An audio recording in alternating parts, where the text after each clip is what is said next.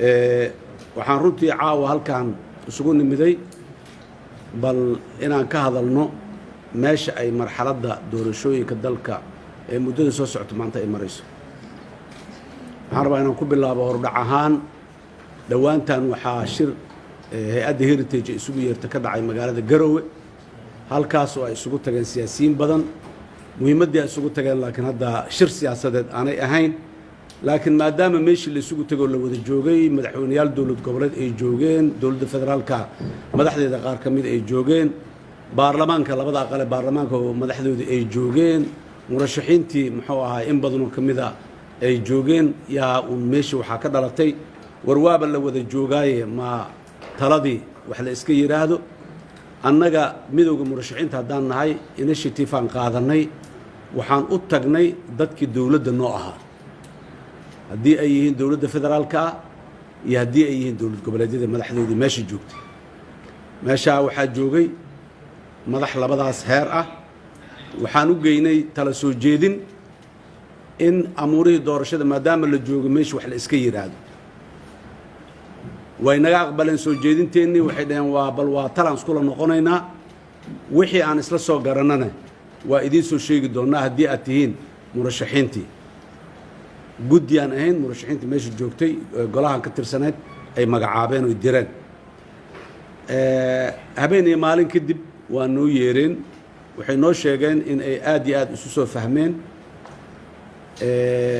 ay laba arrimood laba talo oon annaga u dhiibnay markiiba ay aad u falanqeeyeen, oo ahayday inay meeshaan heshiis ku gaaraan waxyaabihii laysku haystay doorashada ka taagnaay, kadibna ay kula noqdaan raggoodii, iyo inay iclaamiyaan madal laysku imaanayo waxaa lagu xallinayo si dadka Soomaaliyeed ay rajo ay u muuqato in wixii hore u socdaan. madaxdii markay soo shirtay waxay nagula soo noqdeen, ay noo sheegeen saddexdii qodob oo ugu taagnayd oo ahayday guddiga doorashooyinka, qadiyadda Somaliland iyo qadiyadda Jubbaland ee gobolka Gedo. saddexdaas arrimood ayaan arrimaha taagnaay, isfaham fiican inay ka soo gaareen oo ay maxaanku idhahdaay isaga soo garteen. guddigii maxaanku idhahdaay doorashooyinkan wixii ka qaldan in laga saaro, arrinta Somaliland in ay reer Somaliland inta isku yimaadaan waxay isla ogol yihiin ayagoo ay consensus ku yihiin, wada ogol ku yihiin inay la yimaadaan, sidaas doorasho ay ku galaan. iyo arrinta muxuu ahay Jubbaland ee gobolka Gedo oo ayadana ay dib ula noqonayaan madaxdii muddo 3 maalmood ana inay jawaab nagu soo celi doonaan oo ay finalka noo soo sheegi doonaan, khaasatan arrinta gobolka Gedo khusayso. nasiib darro waxaan rabaa dadka Soomaaliyeed inaan u sheego, madaxdii naga soo tagtay ee Garowe nooga soo tagtay ee 3 maalmood oo muddada naga qaatay naguma soo noqonin, jawaab naguma soo celinin. markaan madaxweynaha jamhuuriyadda iyo raggii kale dowlad goboleedyada naga maqnaa markaan u nimiday oon arrintii u sheegnay sidaanaa la isla gartay, nama ayan dhihin, naguma soo warcelinin. bannaankaan ka maqalnay, murashaxiinta doorasho ma ogola iyo intay diidan yihiin iyo waa u sheegnay iyo liiskii keenaan dhahnay iyo waxyaabo sidaas oo kalea. waxaan rabaa dadka Soomaaliyeed inaan iyaduna u sheego qadiyadda maanta taagan qadiyad oo makaanika ah oo bakeerigan inta ka qaada inta dhig maaha, waa qadiyad process ama muxuu ahaay wadiiqo inay marto laga rabo, kalsooni u baahan, wada ogol u baahan, maxaanku idhahdaay isfaham iyo muxuu ahaay is-aaminaad u baahan waaye. marka arrintaasi waxay ku habbooneyd labadii taloon soo jeedeen mid ka mid ah jirta, haddii wax lasoo soo garta xataa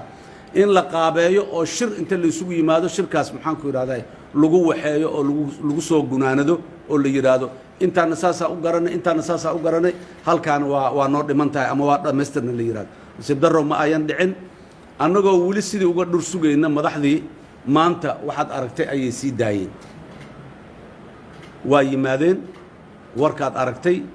oo qaarkiis aan u qaadan karno annaga qadaf inuu yahay, waa laga soconaa, looma baahna, waa la yeelaa iyo wax lamid iyo. walaalayaal dadka Soomaaliyeed waxaan rabnaa inaan u sheegno haddaan nahay midowga murashaxiinta, dalkan hadda ayuu kala taagan yahay. Somaliland naga maqan, gooniya isu taagnay leh, wada xaajoodkeeda muddo lagu soo jiro la raadinaayay. qaar kale maanta haddana in ay sabab loo abuuro ayaguna waa gooniyan isu taagnay berri inay yidhaahdaan sababi karto. dalkan suurtagal ma aha doorasho oo degaan hebel iyo degaan hebel iyo maamul hebel iyo maamul hebelaa ka maqan la leeyahay in la qabto suurtagal ma aha. midnimada dalkaanay dhaawace, wada jirka ummadday dhaawace, dowladnimadeenay dhaawace. marka arrintaas waa qodobka kale waxa soo haray walaalaheenna muxuu ahay ra'iisul wasaaraheenna oo u weyn yahay iyo madaxda dowlad goboleedyada ee maanta la taagna siday u dhaqmeen sax maaha waxaan qabnaa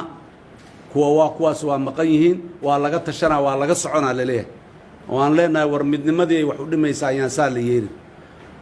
kuwa kale ee saaxiibada ay maanta taagnaayna ra'yiga maanta ay meesha ka sheegeen kuma maalaan dadkii shala doortay ra'yigaas ra'yi deegaanadooda iyo dadkooda ay qabaan ma aha mana ku habboona walaxaanay dadka ku mataleen inay sheegaan ma habboona in ay madaxweynaha maanta fadhiyo ayaan kursiga u soo boobaynaa u soo dhacaynaa dadka annagaa soo gacan maroojinayno in la yidhaahdo sax maaha madaxweynaha jamhuuriyaddana waxaan leenahay qaarna waa laga maarmaa inaad tiraadid qaarka kalena ciidamaan u daabulaahun geysanayo maxaanku idhahdaaye xoog dadka iigu soo afduubayo nimanka odayaasha ay maanta la taagnaay saaxiibadaana ay raalli ku yihiin dadka soomaaliyeed ee deegaanada ay dowlad goboleedyada maanta meesha joogay ee matalaan raalli kamaa arrintaas lamana boobi karo ciidanna laguma boobi karo haddii shalay doorashooyin qaarkood xoog iyo ciidan lagu boobay tani intii hore waa ka weyn tahay ha loo gogol dhigo ha loo tartiibiyo ha loo dhimriyaan leenahay dalka in laysku haayo ayuu u baahan yahay madaxweynaha dalkaanoo la ishaysto isla jiro